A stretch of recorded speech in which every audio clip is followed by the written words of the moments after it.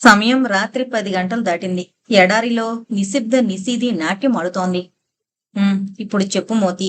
ఆ ఆలయంలోకి మనమందరం ప్రవేశించే మార్గమేమన్నా ఉందా?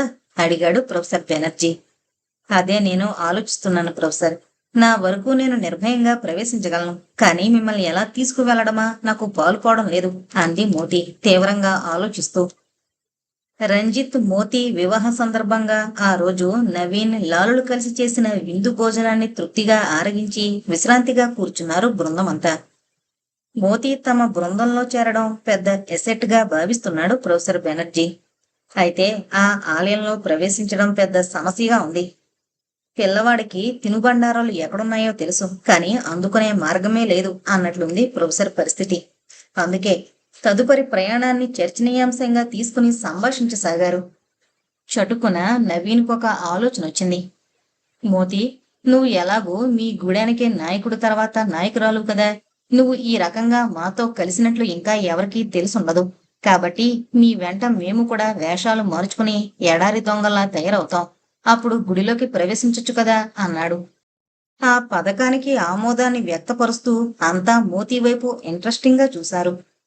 చిన్నగా నవ్వింది మోతీ. నవీన్, మీరు చెప్పిన పథకం బాగానే ఉంది, కానీ ఒకే ఒక్క చిక్కుంది. ఇక్కడ మా గూడెంలో మొత్తం జనాభా 150 మందికి మించదు. ఆలయం వద్దనున్న రక్షక భటులకు ఇంచుమించుగా గూడెమంతా పరిచయమే. అలాంటప్పుడు మిమ్మల్ని నేను ఎలా తీసుకువెళ్లను? పోనీ ఒక పని చేస్తే, మోతీ, మీ గూడెంలోని వ్యక్తుల రూపురేఖలు వచ్చేటట్లుగా మేము మేకప్ చేసుకుంటే మీ కాపలా వాళ్ళు గుర్తిస్తారంటావా? హఠాత్తుగా అడిగాడు రంజిత్. చెప్పలేను రంజిత్. దురదృష్టం కొద్దీ గుర్తుపడితే ఇబ్బంది పడాల్సి వస్తుంది అంది మోతీ.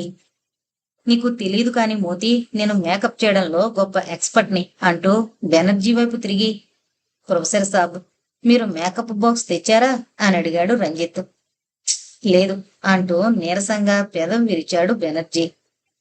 ఆ మాటతో హతాశుడయ్యాడు రంజిత్. అతనిలో అప్పటి వరకు ఉన్న ఏకైక ఆశ కూడా అడుగంటిపోయింది.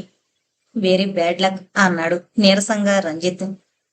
అంతలో హఠాత్తుగా మోదీ మెదడులో మెరుపులా మెరిసింది ఒక ఆలోచన. సార్, కొంచెం రిస్క్ తీసుకుంటే మనం సురక్షితంగా ఆ ఆలయంలోకి ప్రవేశించొచ్చు అంది మోతీ. మళ్ళీ అందరి ముఖాలపై చిరునవ్వు తొంగి చూసింది. ప్లీజ్ మోతీ, చెప్పు, ఎంత రిస్క్ అయినా పర్వాలేదు అన్నాడు రంజిత్ ఆతృతగా. మెల్లగా గొంతు సవరించుకుంది మోతీ. బహుశా 2-3 శతాబ్దాల క్రితం కాబోలు మా పూర్వీకులు ఆ ఆలయం నుండి ఒక సొరంగ మార్గాన్ని నిర్మించారట. ఆ సొరంగ మార్గం తరతరాలుగా వర్గ పోరాటాలప్పుడు మా జాతి అంతరించుకోకుండా ఆత్మరక్షణకు ఉపయోగపడుతుందని వారి విశ్వాసం. అయితే కాలక్రమంలో మా జాతిలో చాలా వర్గాలు అంతరించిపోయాయి. ఉన్న కొద్ది వర్గాలలో మాదే పటిష్టమైన వర్గంగా మారింది. కాబట్టి మా నాన్న హయాంలో ఎంతవరకు ఆ సొరంగ మార్గాన్ని ఉపయోగించవలసిన అవసరం రాలేదట. అయితే ఆనవాయితీగా నాకు ఆ సొరంగ మార్గాన్ని గురించి చెప్పాడు మా నాన్న, వివరించింది మోతీ. ఓహ్, థ్యాంక్ గాడ్. అందరి హృదయాలలో ఆనందం వెల్లివిరిసింది. Very good Moti. మరి రిస్క్ తీసుకోవాలంటున్నావు, అంత అవసరం ఏముంది అడిగాడు రంజిత్. సొరంగ మార్గాన్ని నేను ఇంతవరకు చూడలేదు కాబట్టి నాకు తెలీదు. అయితే మా నాన్నగారు చెప్పిన ప్రకారం ఆ సొరంగ మార్గం ఎక్కడ అంతమవుతుందో సూచనప్రాయంగా తెలుసు. ఆలయం నుండి ప్రారంభమైన సొరంగ మార్గం ఆలయానికి వాయువ్య దిశలో ఉన్న సర్పావళి ప్రాంతంలో అంతమవుతుంది చెప్పింది మోతీ. సర్పావళి ప్రాంతమా? ఆశ్చర్యంగా ప్రశ్నించాడు. అవును, ఆ ప్రాంతంలో ఎడారి పాములు ఎక్కువగా తిరుగుతూ ఉంటాయట. తమ గుప్త ద్వారాన్ని పదిలంగా ఉంచుకోవడం కోసం ఆ స్థలాన్ని ఎన్నుకున్నారట మా పూర్వీకులు చెప్పింది మోతీ. Very good. ఎడారి పాములు ఎక్కువగా సంచరించే ప్రాంతం నాకు తెలుసు. బహుశా అదే మోతీ చెప్పే సర్పావళి ప్రాంతం కావచ్చు. మనం వెంటనే బయలుదేరడం మంచిది అన్నాడు ఉత్సాహంగా రంజిత్. అవును, మా నాన్న తన బృందంతో ఎటో వెళ్ళిపోయాడు. తిరిగి 2-3 రోజులకు గాని రాడు. అప్పుడే ఒక రోజు గడిచిపోయింది. ఆయన వచ్చేలోపుగానే మన పని చక్కబెట్టుకుంటే చాలా మంచిది అంది మోతీ. సర్పావళి ప్రాంతం గురించి వినగానే డాక్టర్ మోహిత్ కు కొంచెం భయం కలిగింది. ప్రొఫెసర్జీ, పాము చాలా క్రూర జంతువు. అలాంటి పాముల మధ్య ప్రయాణం పెట్టుకోవడం ఎందుకు? మరో మార్గం అన్వేషించకూడదు అడిగాడు మోహిత్. లేదు డాక్టర్, ఎంతకన్నా మరో మార్గం కనిపించడం లేదు. అయినా మిమ్మల్ని జాగ్రత్తగా తీసుకువెళ్లే పూచీ నాది. మన దగ్గర ముందు జాగ్రత్తగా తెచ్చుకున్న రక్షక కవచాలు ఉన్నంతకాలం పాముల గురించి భయపడవలసిన పని లేదు. నచ్చజెప్పాడు బెనర్జీ. మోహిత్‌లో మార్పు లేదు. పోనీ ప్రొఫెసర్జీ, ఒక పని చేద్దాం. నేను మిస్టర్ లాల్ ఇదే స్థానంలో ఉంటాం. మీరంతా వెళ్ళి రాకూడదు అన్నాడు. నిజమే డాక్టర్. మిమ్మల్ని కష్టపెట్టకూడదనే అభిప్రాయం నాకు ఉంది. కానీ ప్రయాణమైన తర్వాత మీదొక మార్గం, మాదొక మార్గం కాకూడదు. ఇది విశాలమైన ఎడారి ప్రాంతం. ఎంతో తప్పనిసరైన పరిస్థితులైతే తప్ప బృందం రెండుగా చీలకూడదు. అంతేగాక మన పని ముగిసిన వెంటనే తిరుగు ప్రయాణమై వెళ్ళిపోవడానికి కూడా అంతా ఒట్టిగానే ఉంటే మంచిది. మీరు ఆలోచించండి. కన్విన్స్ చేయసాగాడు బెనర్జీ. ఆల్ రైట్, కానివ్వండి. మీ ఇష్ట ప్రకారమే ప్రయాణం ఏర్పాటు చేయండి అన్నాడు మోహిత్ చివరకు. అప్పటికప్పుడు క్షణాల మీద క్యాంప్ ఎత్తేసి ప్రయాణ సన్నాహాలు ప్రారంభించారు బృందమంతా. మనం ఒంటెలను ఇక్కడే ఉంచి ముందుకు వెళ్లడం మంచిదేమో. తాము చేరిన ప్రదేశాన్ని పరికిస్తూ అన్నాడు రంజిత్. దాదాపు 24 గంటల ప్రయాణానంతరం ఆ ప్రాంతాన్ని చేరారు ప్రొఫెసర్ బృందం. సర్పాల సంచలనం కొంచెం ఎక్కువ ఉండడం గమనించిన రంజిత్ తాము సర్పావళి ప్రాంతాన్ని చేరినట్లు గుర్తించాడు. ఇక ముందు ఒంటెలపై వెళ్లడం ఒంటెలకు క్షేమం కాదని భావించాడు. రక్షక కవచాలు తామైతే ధరించగలరు గాని ఒంటెలకు ధరింపజేయడం కష్టం కదా.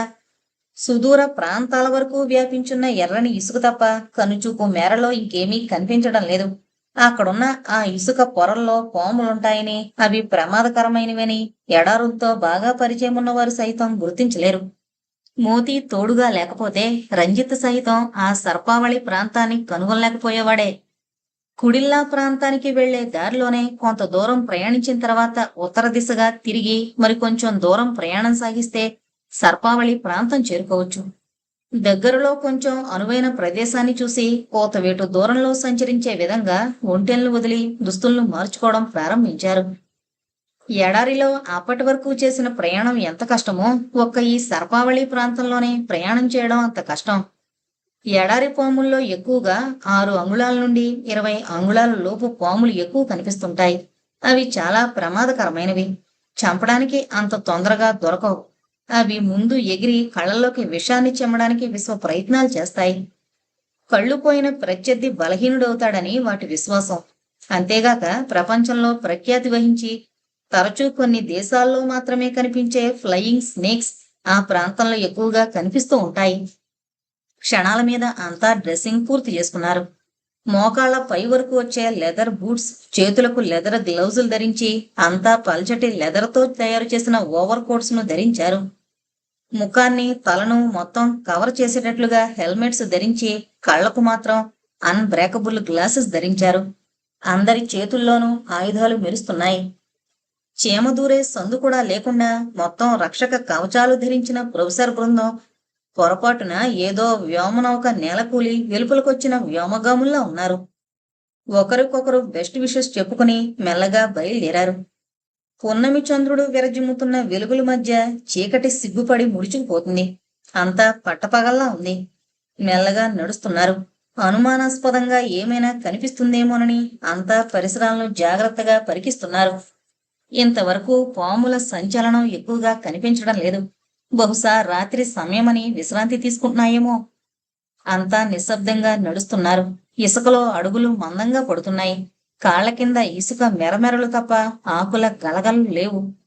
1 2 గంటలు గడిచిపోతున్నాయి. ఆ సొరంగ మార్గం ఎలా ఉంటుందో ఏమో. మనం ఎంతసేపని వెతుకుతాం అన్నాడు డాక్టర్ మోహిత్ విసుగ్గా. మాట్లాడకండి. సవ్వడికి పాములు బెదిరే అవకాశం ఉంది. నిశితంగా పరిశీలిస్తూ నడవడమే. ఏదైనా అనుమానం కలిగితే కనుసైగ చేయండి అన్నాడు బెనర్జీ చిన్నగా గొణుగుతూ. మరికొంత దూరం నడిచారు. నాగులు మనుషుల రాకను ఎలా పసిగట్టాయో గాని సర్రన పైకి లేచాయి. ఇసుకల నుండి ఫ్లయింగ్ స్నేక్స్ గాలిలోకి లేచి ముందు నడుస్తున్న రంజిత్ ముఖంపై విసిరి కొట్టింది. చటుక్కున అరచేతితో విదిలించేశాడు. ఆ క్షణంలో ముఖానికి మాస్కు లేకపోతే వెంటనే పరలోక ప్రాప్తి లభించుండేది.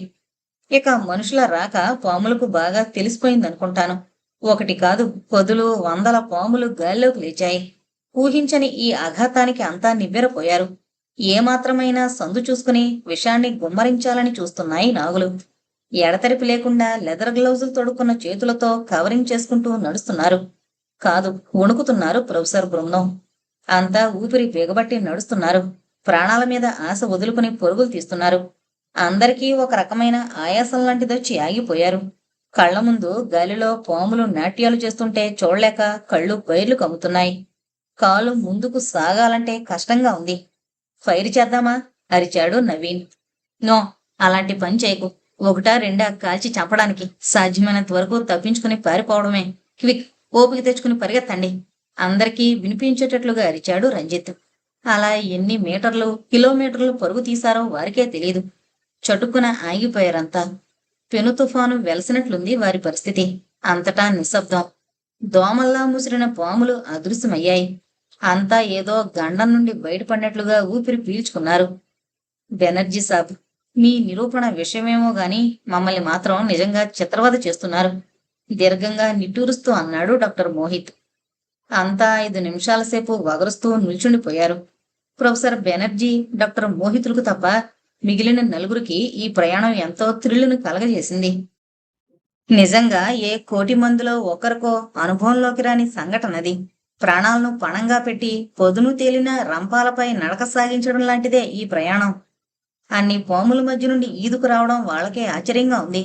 జరిగింది కల కాదు కదా అన్న సందేహం పీడిస్తున్న కళ్ళెదుట కనిపిస్తున్న వాతావరణం వర్తమానాన్ని జ్ఞప్తికి తెస్తోంది. ఆ నిశ్శబ్ద వాతావరణాన్ని చూస్తుంటే అందరికీ ఒకే ఒక్క సందేహం పట్టి పీడించసాగింది. అన్ని పాములు హఠాత్తుగా ఎలా మాయమయ్యాయి? ఇక్కడేమీ కనికట్టు మంత్రవిద్యలు లేవు కదా. మరి తమతో పాటు పోటాపోటీగా పందెం వేసుకొచ్చిన పాములు ఎవరో దాట్రాని గిరిగీసినట్లు వెనక్కి మరలిపోవడం ఆశ్చర్యంగానే ఉంది. అదే సమయంలో వారి దృష్టిని ఆకర్షించాయి అక్కడక్కడ సమూహాలుగా వ్యాపించున్న ఏవో పొదలు. ప్రొఫెసర్ చేతిలోని పవర్ఫుల్ టార్చ్ పొదల చుట్టూ తిరిగింది. చాలా గమ్మత్తుగా ఉన్నాయి ఈ పొదలు. ఇంతవరకు ఎడారిలో మనం ఇలాంటి పొదలనెక్కడా చూడలేదు కదా అన్నాడు రంజిత్ పొదలను పరిశీలనగా చూస్తూ. లేదు రంజిత్, ఈ పొదలు ఎడారిలో అరుదుగా కనిపిస్తూనే ఉంటాయి. ఈ పొదల్ని ఆధారం చేసుకుని ఎడారి రాబందులు జీవిస్తుంటాయి. ఎక్కువగా పాములు సంచరించే ప్రాంతంలోనే ఉంటాయి అంది మోతి. Yes, you're correct. ఎడారి పాములకు ఎడారి రాబందులు ప్రథమ శత్రువులు. బహుశా అందుకే పాములు ఇక్కడ వరకు వచ్చి తమ శత్రువును పసిగట్టి మెల్లగా జారుకున్నాయనుకుంటాను అన్నాడు రంజిత్. అప్పటి వరకు ఏదో ఆలోచిస్తున్న ప్రొఫెసర్ మోతీ వైపు తిరిగి, మోతీ, మీ పూర్వీకులు చాలా తెలివిగలవారు. తమ రహస్య మార్గాన్ని సర్పావళి ప్రాంతంలో అంతమయ్యేటట్లుగా నిర్మించుకోవడంలో చాలా విజ్ఞత చూపారు. సామాన్యంగా ఎవరూ ఈ సర్పావళి ప్రాంతాన్ని దాటడానికి సాహసం చేయరు. పోతే ఆలయం నుండి సొరంగ మార్గం ద్వారా వెలుపలికొచ్చే వారికి ఈ సర్పావళి ప్రాంతంలో ప్రయాణం చేయడానికి ఈ రాబందులు ఎంతో ఉపయోగపడతాయి అన్నాడు ప్రొఫెసర్. అంటే మీరనేది నాకు అర్థం కావడం లేదు. రాబందుల సహాయంతో సర్పావళి ప్రాంతంలో తేలిగ్గా ప్రయాణించొచ్చా అడిగింది అయోమయంగా మోతి. అవును మోతి, సర్పాల ప్రథమ శత్రువులైన రాబందులను సజీవంగానో నిర్జీవంగానో దగ్గరుంచుకుంటే పాములు దగ్గరకు రావడానికి జంకుతాయి. నా అంచనా సరైతే ఆ సొరంగ మార్గం ఇక్కడే ఎక్కడో ఉండాలి అన్నాడు ప్రొఫెసర్ బెనర్జీ. ప్రొఫెసర్ చెప్పిన విషయం వినగానే అందరిలోనూ మళ్లీ ఉత్సాహం రేగింది. ప్రొఫెసర్, మరి ఈ రాబందులు మనుషులకి ఎలాంటి అపకారం తలపెట్టవు కదా అనుమానంగా అడిగాడు డాక్టర్ మోహిత్. అతని సహనానికి ఈ ప్రయాణం ఓ గొప్ప పరీక్షగా ఉంది. ఏమో డాక్టర్, ఆ విషయంలో నేనేమీ చెప్పలేను. అయినా ఎవరి జాగ్రత్తలో ఉండడం వారికి మంచిది కదా అన్నాడు ప్రొఫెసర్. నాకు పెద్దగా తెలియదు కానీ సార్, సామాన్యంగా అవి మనుషుల మీదకు ప్రతిఘటనకు అంత త్వరగా సిద్ధపడవని అనుకుంటున్నాను అంది మోతి. అంతా తిరిగి నడక ప్రారంభించారు. ఈసారి ఇద్దరిద్దరుగా విడిబడి ప్రదేశాలు గాలించసాగారు. దాదాపు గంట సేపు అన్వేషణ సాగింది. ఎక్కడా ఏ విధమైన ఆశ కనిపించడం లేదు. అందరిలో ఒక రకమైన నిస్సత్తువ జనించసాగింది. కడుపులో ఆకలి మండుతోంది, కాళ్ళు పీకుతున్నాయి. లాల్, నవీన్లు కలిసి నడుస్తూ పొరబాటున కాలు జారి ఓ పొద మీద పడ్డారు. అంతే, పెద్దగా అరుచుకుంటూ ఆ పొద నుండి ఓ రాబందు విసురుగా బయటకొచ్చింది. జరిగిన విషయాన్ని వెంటనే ఆకలింపు చేసుకున్న రంజిత్ క్షణం కూడా వృధా చేయలేదు. వెంటనే అతని చేతిలోని ఆటోమేటిక్ మిషన్ గన్ సరసరమంది. గుళ్ళు సూటిగా వెళ్లి రాబందును తాకాయి. వెంటనే వికృతంగా అరుస్తూ రాబందు నేల కూలింది. దాని నోటి నుండి చిత్ర విచిత్రమైన శబ్దాలు బయటకొచ్చాయి. క్షణంలో కలకలం పెరిగింది. చర్చక పొదల నుండి రాబందులు వెలుపలికొచ్చాయి. ముందుగా అవి వెలుపలకు రావడం చూసిన ప్రొఫెసర్ బృందం ఇక తమ ప్రాణాల మీద ఆశను చంపుకున్నారు. నిజంగా ఇన్ని పక్షులు తిరగబడితే మానవ మాతృలెవరూ బ్రతికి బట్టకట్లేరు. అయినా వీరోచితంగానే మరణిద్దామని అంతా ఆయుధాలను సరిచేసుకున్నారు. అయితే అందరి ఊహలను వమ్ము చేస్తూ రాబందులు ఆకాశంలోకి లేచాయి. లేవడం పలాయనానికేనన్న విషయం అర్థం చేసుకోవడానికి ఎంతోసేపు పట్టలేదు ప్రొఫెసర్ బృందానికి. అంతా గాలిలోకి ఆయుధాలను పేలుస్తూ హర్షధ్వానాలు చేశారు. 5 నిమిషాల్లో ఆ పొదలన్నీ ఖాళీ అయిపోయాయి.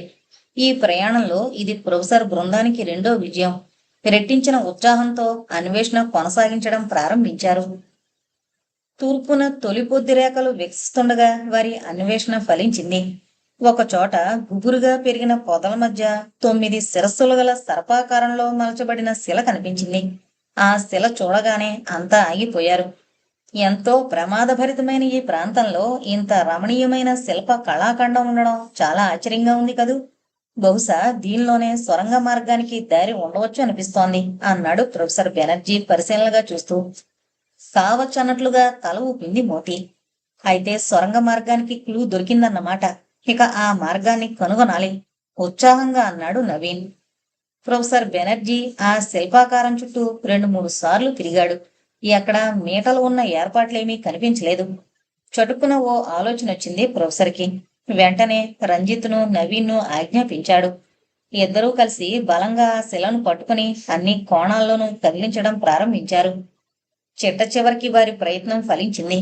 శిల్పాకారం కదిలింది కొద్దిగా. రెట్టించిన ఉత్సాహంతో మిగతా అందరూ కలిసి శిల నెట్టారు. శిల కదిలింది. ఆ శిల కింద మనిషి దూరేటంతటి వ్యాసం గల ఓ బ్రహ్మాండమైన బిళం దర్శనమిచ్చింది. ప్రొఫెసర్ బృందానికి ఆనందంతో పట్టపగ్గాలు లేకుండా పోయాయి. సంతోషంతో కేరింతలు కొట్టారు. నవీన్ అయితే నృత్యం చేశాడు. రంజిత్ మోతీ వైపు ఇదంతా నీ కృషే సుమా అన్నట్లుగా ఆరాధనాపూర్వకంగా చూశాడు. మనం లోపలకు ప్రవేశించే ముందు బ్రేక్ఫాస్ట్ తీసుకుంటే బాగుంటుందేమో అన్నాడు డాక్టర్ మోహిత్. ఇంచుమించు అందరి కడుపులో నకనకలాడుతున్నాయి. ఓఎస్ అలాగే కానిద్దాం అంటూ లగేజీ దింపారు. సార్, ఇక మనం ఈ రక్షక కవచాలు తీసేస్తే బాగుంటుందేమో. ఎందుకంటే ఈ సొరంగ మార్గంలో అసలే గాలి ఆడదు కదా. వీటితో ప్రయాణించడం చాలా కష్టమవుతుంది అన్నాడు రంజిత్. ప్రొఫెసర్ ఓకే చెప్పగానే అంతా రక్షక కవచాలు విప్పేసి పల్చటి దుస్తులు ధరించారు. అంతా బిస్కెట్స్ తిని బ్లాక్ కాఫీ తాగగానే నరాల్లోకి కొత్త ఉత్సాహం వచ్చినట్లుగా ఫీల్ అయ్యారు. ఇక మనం బయలుదేరదాం అన్నాడు రంజిత్ టార్చ్ అందుకుంటూ. ఓకే అంటూ అంతా లేచి నిల్చున్నారు. అందరి చేతుల్లో టార్చ్ లైట్లు వెలిగాయి.